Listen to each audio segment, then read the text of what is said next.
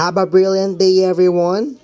This is Julius Dino. Today we are going to discuss the structure of negation, split structure, parallel structure, elements of the sentence, and also structure of correlation. First, what is negation? Negation is a statement that cancelled out organized or statement or action, or it can be described as a refusal or denial of something. If your friend thinks you owed him 1 million pesos and you say that you don't, your statement is a negation. And when you want to express the opposite meaning of a particular word or sentence, you can do it by interesting a negation.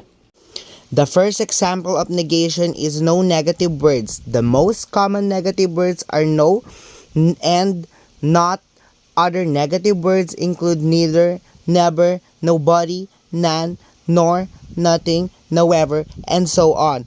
Below are the some good examples of the sentence using negation. She never been abroad. In this sentence, the negation word never is used.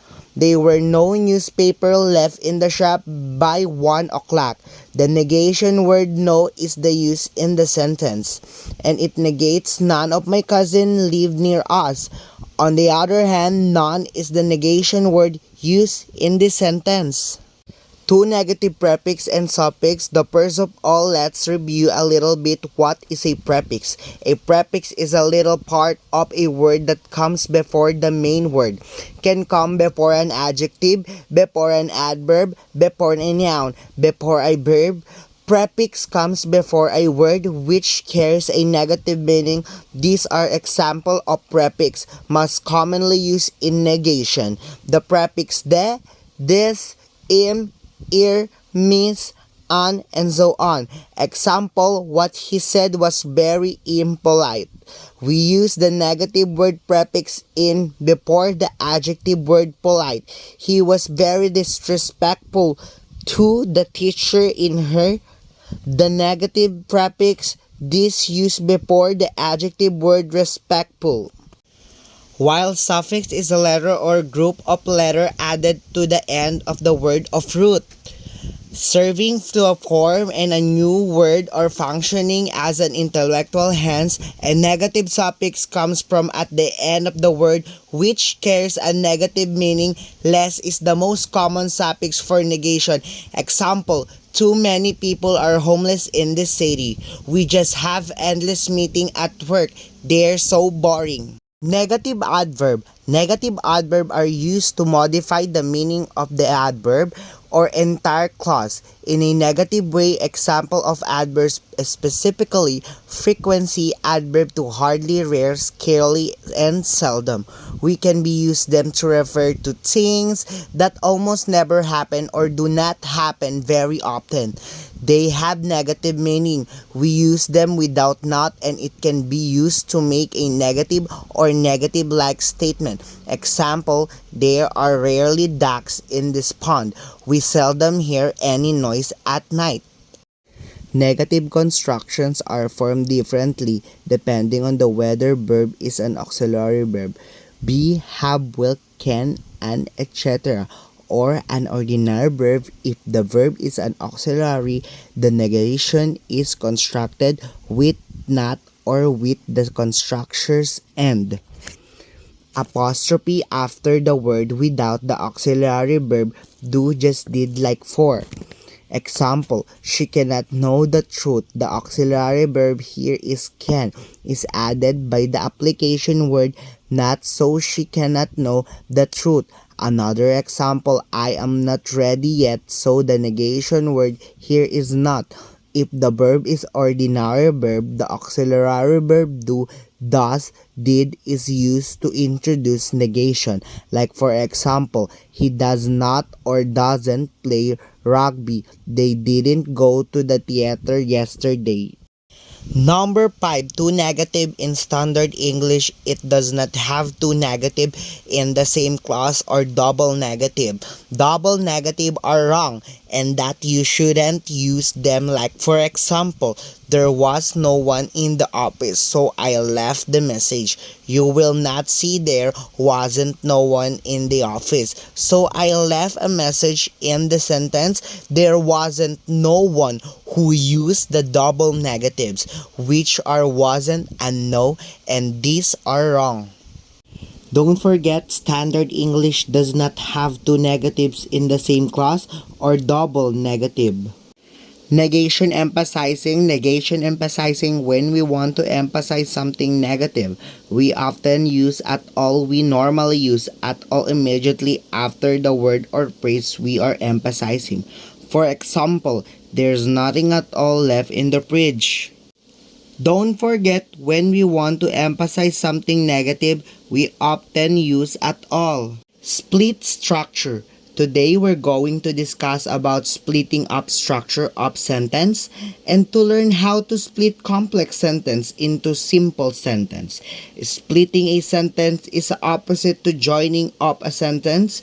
In this, we have to break up of split complex sentence into two or more simple sentence. There are also cases of splitting up single simple sentence with participle, infinite, and other places. Example sentence, I gave him a pen costly. When he split, it would be I gave him a pen or it was costly. Don't forget splitting up the sentence. First mark the clause, then make a subclause independent clause by emitting subordinating linkers and interesting subject or other words whenever necessary. Parallel structure. So what is parallel structure? Commonly, we are familiar with word parallel, right? In mathematics, we can also hear this word, but in terms of grammar, in terms of English, what does it mean parallel structure? Parallel structure in English grammar is two or more elements of a sentence or series of the sentence having the same grammatical structure. Take note of that parallel is having the same grammatical structure. This means using the same pattern of words to show that two or more words ideas are of equal importance. Now I will be showing you a basic representation of how parallel structure work. Based on this three picture, the definition of parallel structure, which among the picture are the same. But for an easier question, which one is different? Of course, the dog, because all the three remaining picture are humans. Well, the one is dog, which is an animal. So the different in reflect to parallel structure, only the same should be left.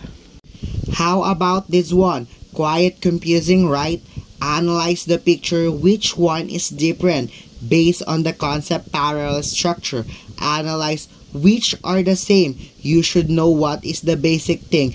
Being repaired, being impaired within the totality of the sentence. Which one of that, if your answer is daddy, is correct? If you mean notice, they are cute. I mean, all of them are babies. The idea of this concept is you just adjust the totality of what's being repaired, being impaired inside the sentence. The majority should be the same. They should be equal. Basic rule. So let's have the basic rule of the parallel structure. The first rule, parallel structure should be used when the elements are joined by coordinating conjunction fanboys. So this one, as you can see, I have provided here incorrect term, incorrect sentence, and the correct one. If we are to read the first sentence, I am allergic to the dog's hair and how it smells. So basically, if the sentence is conjoined by coordinating conjunction, number 2 rule, parallel structure should be used when writing elements in the form of please or a series. For example, incorrect sentence, the class valued respects, honesty, and being on time. In a sentence, if we are to see the physical appearance of the sentence. Respect honestly being on time makes it incorrect because it should be aligned to the word respect honestly, which a noun, and the correct on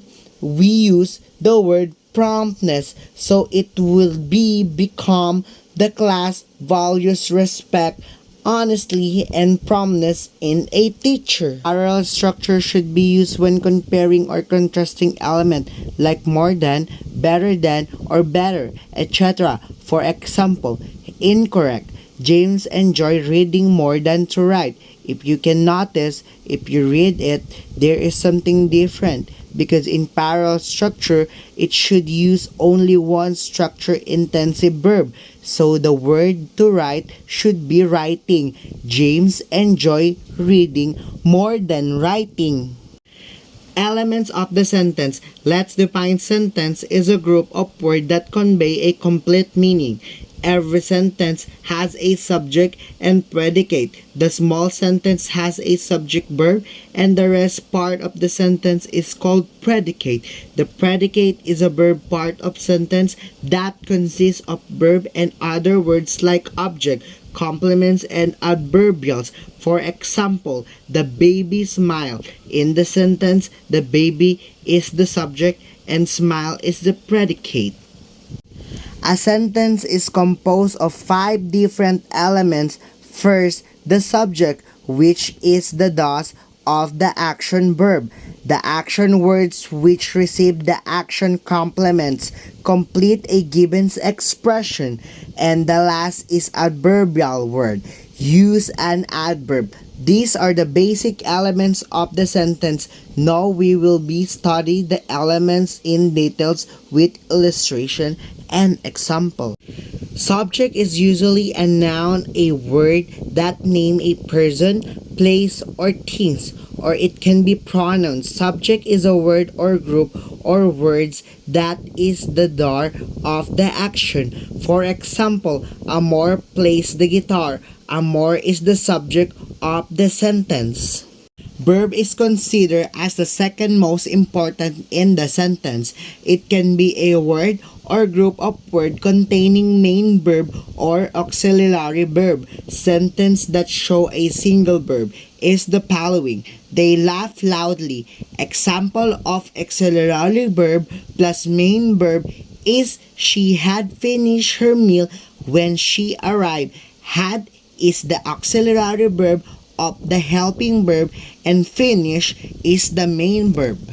A word or group word which receive the action from the verb object divide into 3 types, namely direct object, indirect object, and object of preposition.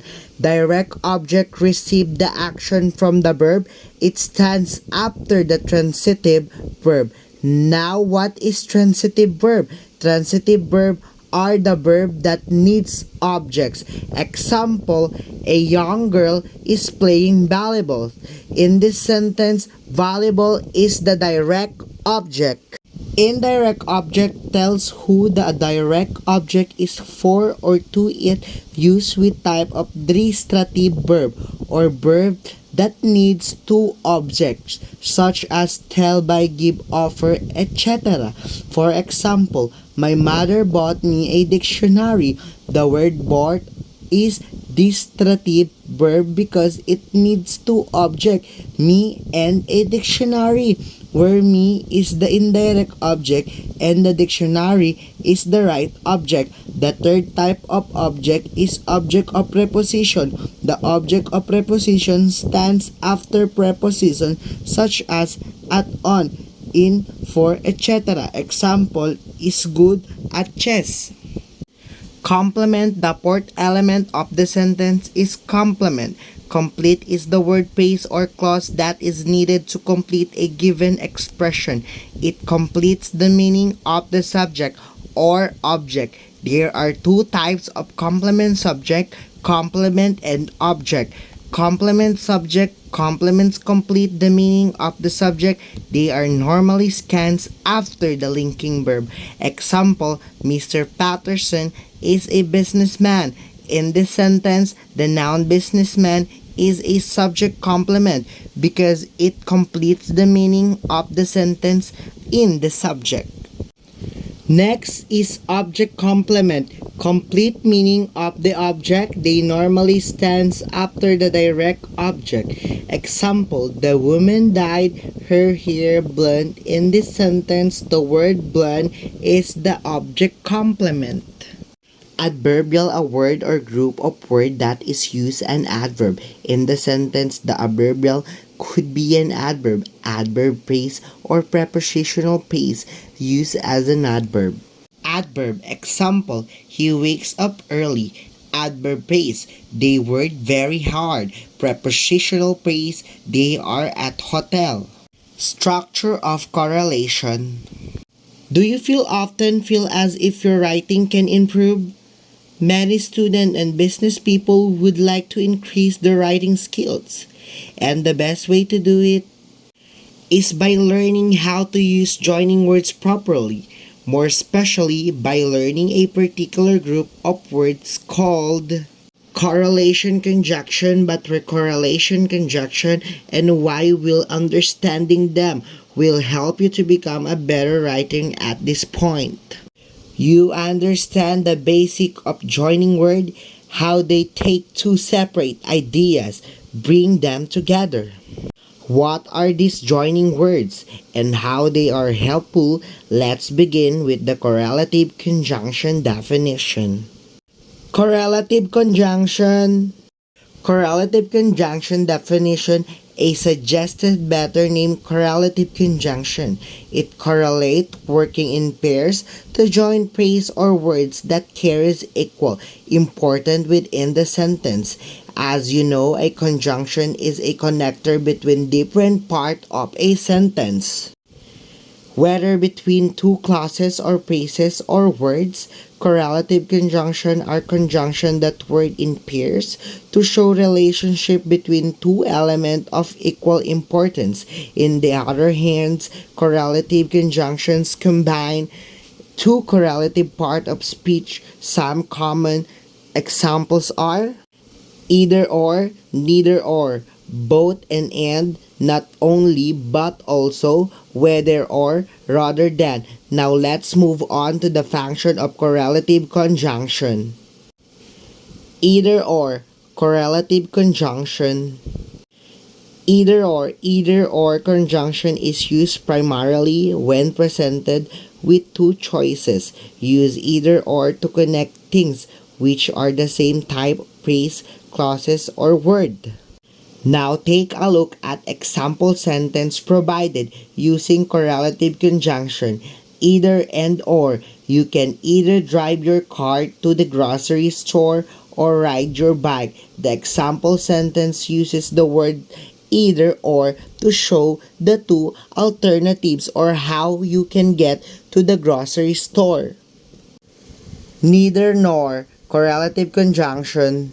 Neither nor are conjunctions that are used to deny or negate words and phrases. To be exact, neither it gives two options that are both negate, nor is the negative form of or. Should all remember that. Let's take a look for some example. It is neither an obsession or a projection of his mind, although it can certainly it. Thus compel him. This sentence states that it is both not an obsession or a projection of his mind. Either, neither, nor function is evident for a deny and negate. Not only but also, correlative conjunction. Used to show an additional and important element in the sentence, used to connect either noun or clauses. Example, my favorite food is not only lobster but also scallops and shrimp. Both and correlation conjunction. Both is paired with to add emphasize to two coordinate elements in a sentence. Both is a focusing adverb and is coordinator. For example, I used to like both football and basketball when I was young. Whether or, correlation conjunction. Use as conjunction to show two different options in the sentence. Whether is a conjunction used to show that more than one option is available. For example, I can decide whether to paint the wall green or blue. Now that I have discussed some of the common correlative conjunction used in daily conversation in academic writing, it is now come to the rules that we all should remember as a future teacher major in English. When we using relative conjunction, the subject-verb agreement is very important for the sentence. Makes sense when correlative conjunction joins sentence with two singular subject, the verb used must also be singular. For example, neither Alberto nor his brother is coming with us.